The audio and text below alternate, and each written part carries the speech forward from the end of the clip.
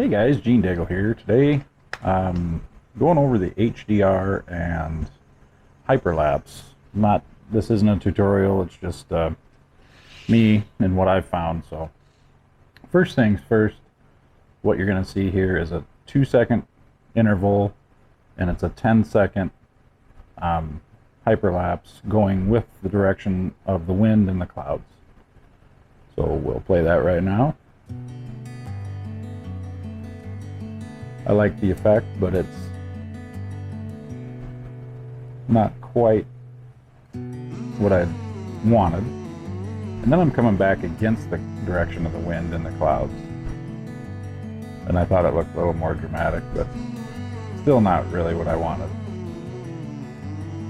And then here is 1080p HDR footage. Same route that I took with the hyperlapse. See, it's just not as dramatic, but the color is great. This is straight out of the camera, non-edited. The HDR on the Mavic Air 2 is fantastic as far as I'm concerned. You notice how blue the sky is. Of course, the sky is never really quite that blue, but it just looks wonderful to me. And then we're going to do 4K coming back the other direction. Now this here is non-HDR 4K 30 frames per second. I did nothing to this. And about halfway through my return flight, same path, never turned the drone at all. You'll see I color graded it. Now it was around sunset time, so off to the left the sun would be setting. That's why it's a little lighter. And there's the color grading. It's pretty mild color grading on my part. I don't try to get too crazy with the saturation. And you guys have to do it. You know, you have to adjust yours how you like it. That's up to you.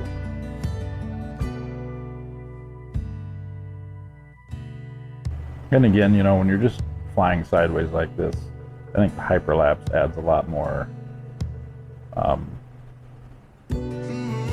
dynamics to it.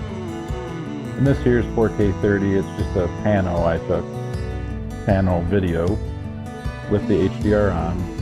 I just thought it was such a beautiful night or afternoon that the colors were really great. So normally I wouldn't do panos and put them on here, but this one to me just looked fantastic. Then I caught all the windmills off in the distance here to your left. And basically I'm just flying. Right now I'm right above my house, so you can see all the windmills back there. The thing with hyperlapses is they take so long and could just kill batteries. And this was 4K 30, just capturing the sunset. This was later in the night. I was a little late to the show here. And again, this is with HDR on.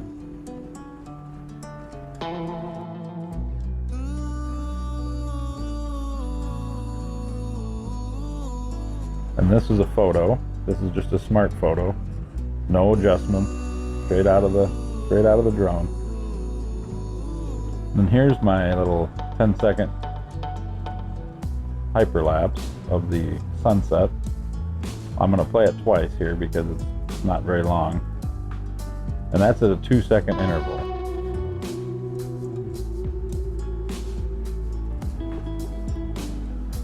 And now on the left is a 5-second interval, 1080. And the right is just the same path flying normally. You just see how much more dynamic it is. This was the next day, by the way, with all these clouds.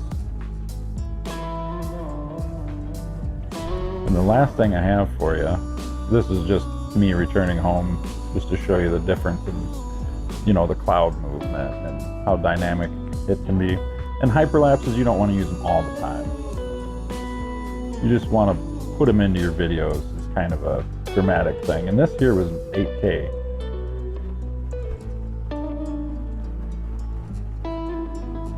I think the 8K is fantastic, but don't slow it down too much. And also, when filming, doing an 8K hyperlapse, a 10-second 8K hyperlapse will take you 25 minutes. So you better plan that perfectly and have 100% charged battery. Now I did mine on a locked course and just had it go out that direction at 2.4 miles an hour. And that's what I got. I only did a 5-second because my battery was not 100%. It was at 95, which is normal. And I knew it was pretty windy this day. So the first 8K here was, sorry, I'm looking off to the side of my monitors to the right, is played at normal speed, and it's 5 seconds. And then the second time it goes, it's at 3/4 speed, which is still looks okay to me. And then the third, I slowed to half speed, and it just gets choppy, too choppy, because 8K hyperlapse, all you can do with the 8K is 6-second interval on the photos, because I think it takes that long to process, and maybe someday they'll improve that. Like I said, 25 minutes for a 10-second hyperlapse, even though it looks fantastic. And you can see in this hyperlapse all the corn flowing with the wind and the clouds going over, and the windmills you can kind of see in the background just spinning like crazy.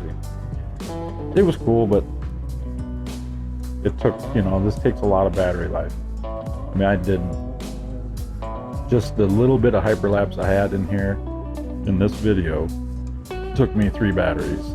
I mean, that's for 30 seconds of hyperlapse, that's a lot of batteries. So yeah, that's all I got. My non-professional opinion on this. The HDR is fantastic, and I use it most of the time. I don't know if I'd use it with a filter, though. It seems to get oversaturated.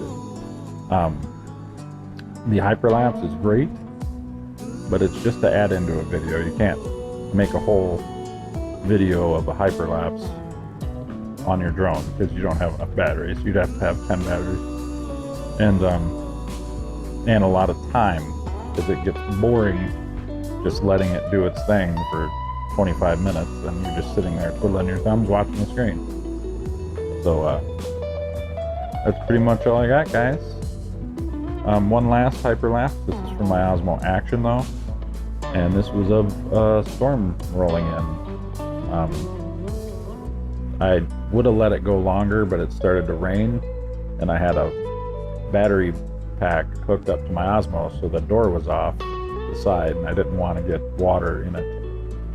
It's only waterproof if everything's intact. So, all right. Hope you enjoyed this video, guys. If you did, hit the thumbs up, subscribe, and smack the bell. All right. Thank you very much. See you on the next one.